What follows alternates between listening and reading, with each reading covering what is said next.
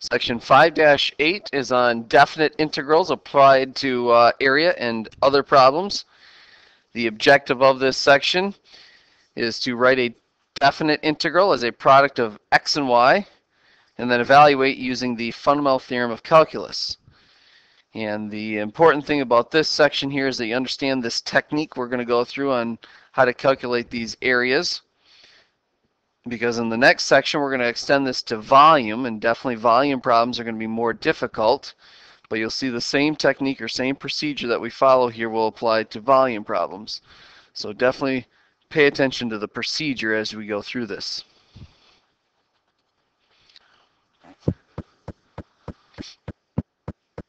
All right, let's talk about a definite integral and what it actually is here. The physical meaning of a definite integral, and it kind of alluded to this idea here in the objective. Physical meaning of a definite integral is it's a product of x and y. And graphically, its meaning is it's the signed area, and we say signed area there because remember the definite integral could be positive or negative. It's the signed area of the region between a curve or your function and the x-axis. If it's above the x-axis, it's positive. If it's below the x-axis, it's negative.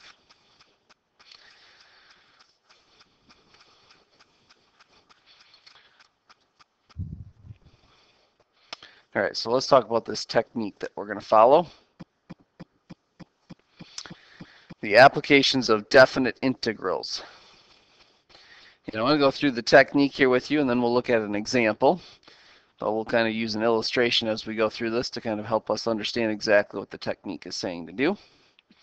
But let's say that we want to find the area A of a region. It'll be some region bounded by the x-axis and a curve here for our illustration, but it could be any region. It doesn't have to be bounded by just the x-axis and a curve. It could be rounded by two curves or whatever the case might be. It could be any region that we're trying to find the area of. All right, so let's give ourselves a sketch of a function, and then we'll kind of go through the steps here of what we want to do to evaluate this thing. And it doesn't really matter what our function looks like. I'll give it some sort of a little curve to it, I guess. We'll call this our function f of x. And let's say that we've got some interval here from a to b that we want to find the area of that region. All right.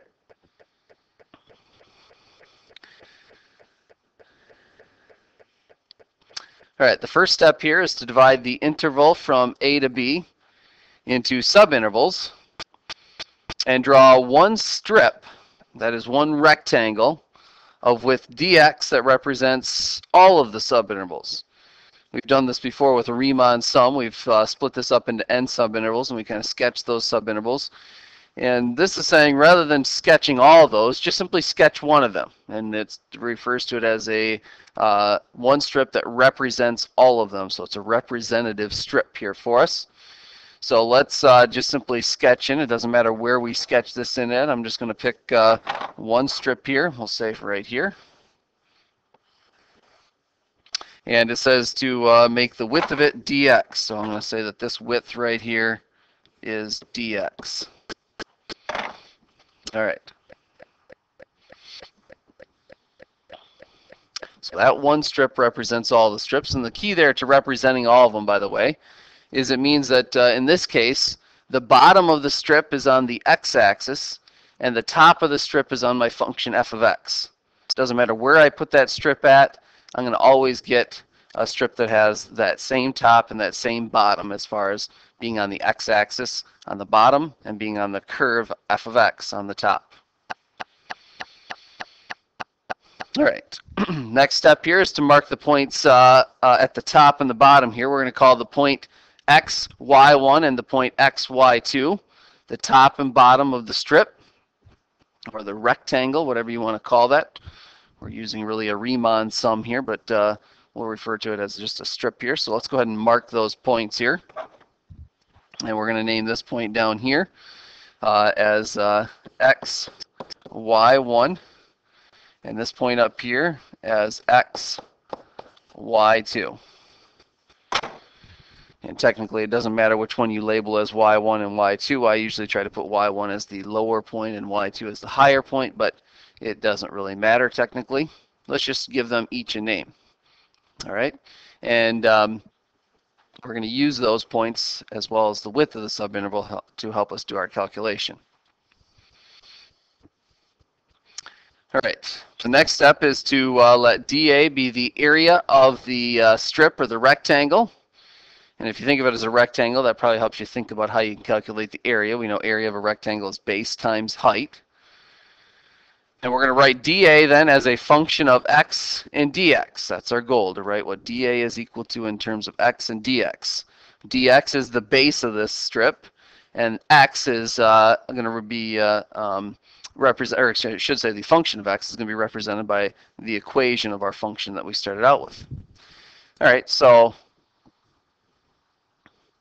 let me just label this for us here. So we're calling dA this area right here.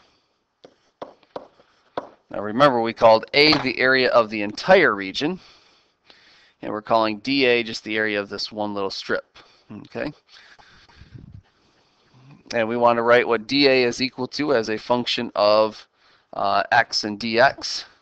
So that means that we can write that dA is equal to, if we're trying to find the area of this little strip here, it's just the function height at x. It's our function at x times the thickness of the strip, or that is the base times the height. And you can go up here and you can see that again, if this is the point x right here that we've named, these 2 points share the same x value, so that height right there is representing f of x. And we've already said the base of this thing is dx, so it's just a product of f of x times dx gives us the area of that one strip there, that one rectangle. All right, and the last step here, this is the terminology the book uses, and they're going to use this in some of the problems, so I want to make sure I use this same terminology and illustrate for you what it means here in a second. But the next step is, if this dA represents the area of one strip, what we want to do is add up all of those strips, so not just the one strip we sketched, but all of the strips from A to B, all of the dAs, and then take the limit of this. Make the width of each strip get smaller and smaller and smaller. So in other words, we're going to take the limit as delta x goes to 0, or that's the same as making the number of strips there increase, go to infinity. The limit as n goes to infinity. Those would do the same thing for us. Turns out when you do that, when you add up all the dAs and take the limit, that's technically a Riemann sum we're finding there. And so the limit of a Riemann sum is a definite integral. So that's the same as saying to integrate the equation. But like I said, they're going to use that same terminology of add the dAs and take the limit. Just realize that means to integrate this thing. And let me illustrate why that is the case. We just got to go back and refresh our memory here from our section on Riemann sums. Remember that we defined the definite integral from a to b of f of x dx as the limit as n goes to infinity of your Riemann sum r sub n. And that turns out to be the same as, that is r sub n is just a sum. This guy right here, r sub n, is the same as this sum right here. It's the sum from k equals 1 to n of your function value evaluated at some sample point, c sub k, times the width of the subinterval, delta x. So f of c sub k represents the height of that trapezoid, delta x is the base, so we're just adding up a bunch of rectangles. Thus a Riemann sum. So a definite integral is defined as the limit of these Riemann sums. So what that means here, in our problem, if A is the area of the region that we're trying to find the area of, which is what we stated at the beginning, then turns out A is equal to, of course, the limit as n goes to infinity of the sum of these dAs. dA, again, is the area of one strip. If we add all those up, that's the sum of dA, adding them all up. And then take the limit as n goes to infinity, or that would be the same as taking the limit as delta x goes to 0. And dA is the same as, from what we wrote up above there, it's the same as your function evaluated at x times dx. Recall that's what we wrote up here. Let me just scroll up so you can refresh your memory. We said dA is equal to f of x times dx. So we're just replacing dA with what it's equal to. But again, if I take the sum of my function at some x value, like we set up above, it was our function at c sub k for a Riemann sum, times the width of the subinterval, dx, or delta x is what we wrote up above there. Those two mean the same thing. Delta x and dx are measuring the same thing. So this is really just the limit of a Riemann sum. And up above, we said the limit of a Riemann sum is a definite integral from a to b of f of x dx. So when they say to take the limit of the, or to add up all your dAs and take the limit, that this guy right here, adding up all the dAs and taking the limit of it, turns out to be the same as the definite integral, which of course gives us the area A of this entire region. That's the whole goal. Find out what area is equal to, the area of the region is equal to.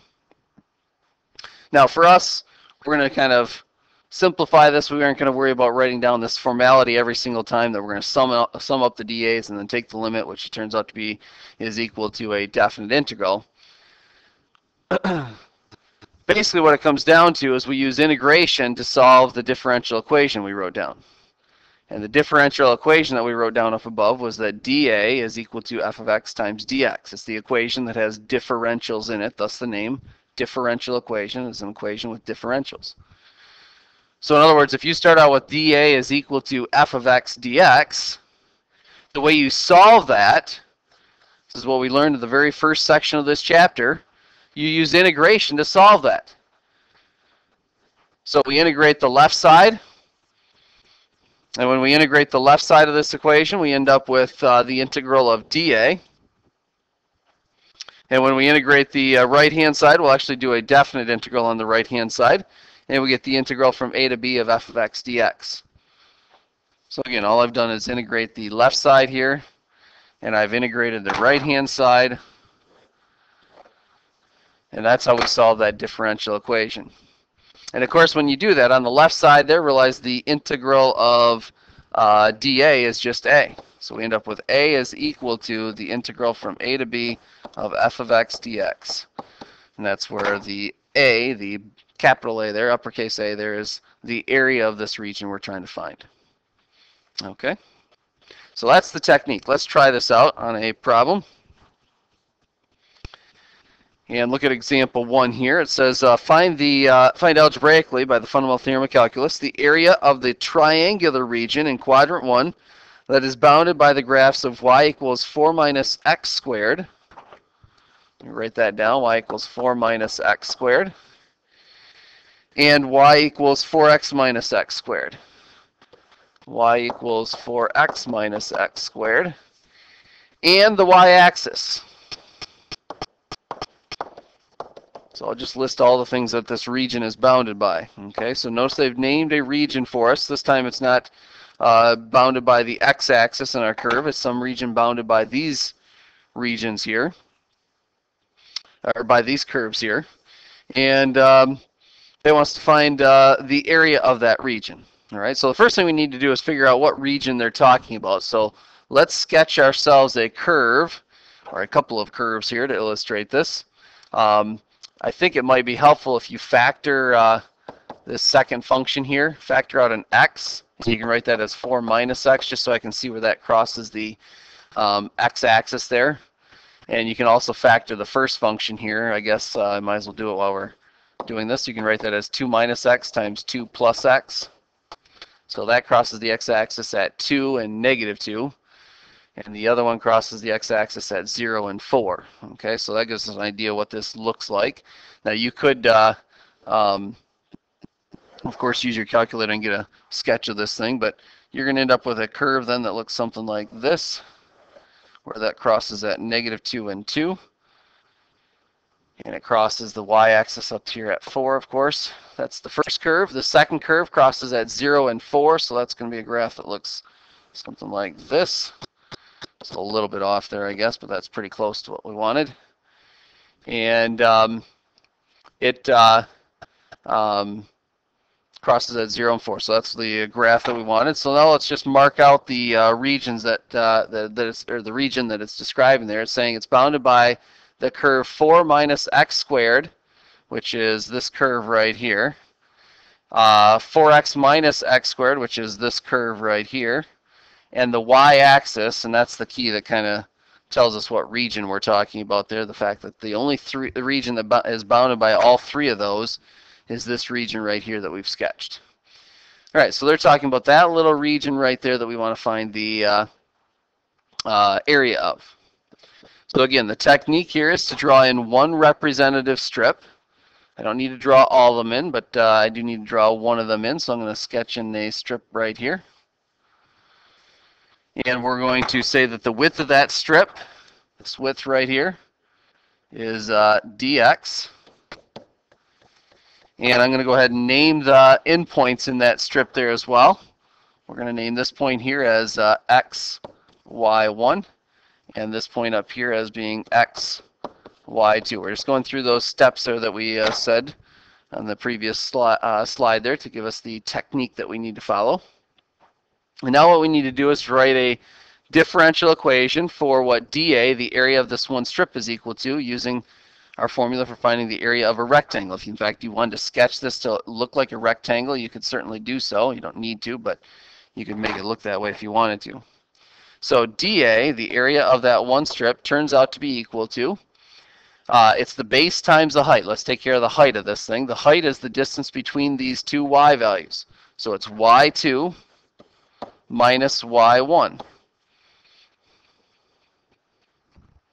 So it's the difference in those two y values times the thickness of that strip, or the base of that rectangle, however you want to think of that as.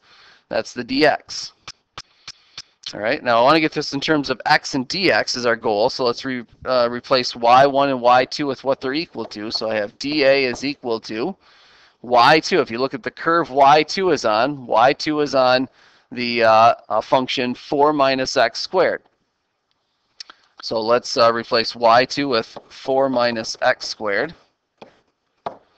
And y1, this is where the sketch is helpful to get this thing set up properly. y1 is on the second curve there, which is the function 4x minus x squared.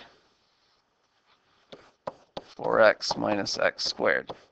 So I can replace y1 with what it's equal to in terms of x. And of course we're multiplying all that by dx. And let's simplify this here as much as we can. So we have dA is equal to, I see you've got a negative x squared and then minus a negative x squared. Actually, that's pretty nice there because these guys right here end up canceling each other out. And we're left with just 4 minus the 4x times dx. There's our differential equation. This is what we want to integrate. So let's integrate both sides of this. We'll have the integral of dA on the left side and the integral of 4 minus 4x dx. And we want to use a definite integral on the right-hand side here. So I need to find out the limits of integration, the lower bound for x and the upper bound for x. And basically I just got to look at this strip here and think about how far to the left do I want this strip to move. I want it to come all the way over to here to this edge on the or all the way to the left of this on this region here, which is at x equals 0. So the lower bound is at x equals 0. Again, look at that blue strip there that we've got sketched, and look at the green region. And I want to find out how far to the left can I slide that thing. That's 0. How far to the right? Well, to figure out how far to the right, that's not a point we have marked, although we've got a pretty accurate sketch here. We probably can guess what value that is, but we don't want to just guess at this. We want to actually find out what that value is. So to do that, you got two functions and they're intersecting, so we just need to find out where that intersection point is, and we can find that by setting the two equations equal to each other. So we have 4 minus x squared is equal to 4x minus x squared. You'll again notice that the x squareds here will cancel each other out on both sides. So we end up with 4 is equal to 4x. Dividing by 4, you'll have 1 is equal to x. So x is equal to 1 is the location of that intersection. So this intersection right here, if I just draw a dotted line there, is at 1. So that turns out to be the upper bound. I want that blue slice there, or strip, to slide all the way over to the right, all the way to that intersection. All right? And so that's at 1. So here's our problem. We just got to integrate this. So the integral of dA, that always turns out to be a for us. On the right side, they said use fundamental theorem, so let's evaluate this with fundamental theorem. The antiderivative of 4 is going to be 4x, and the antiderivative of 4x is going to be 4 times 1/2 x squared, and we want to evaluate that from 0 to 1. So if we plug in 1, you end up with 4 times 1 minus 4 times half there is 2 times 1 squared. And actually the lower bound is nice. When you plug in 0, of course, into a polynomial, we're going to get 0, but I'll go ahead and write this out. We have 4 times 0 minus, again, it's 4 times a half is the 2 times 0 squared. So again, this guy here at the end, these are 0, so that doesn't affect this solution at all. So we end up with 4 minus 2, which turns out to be 2. So the area of that region, although it might not seem like that would be a nice number there, but it turns out the area of this region right here is exactly equal to 2. All right, and that's the end of this section here for us.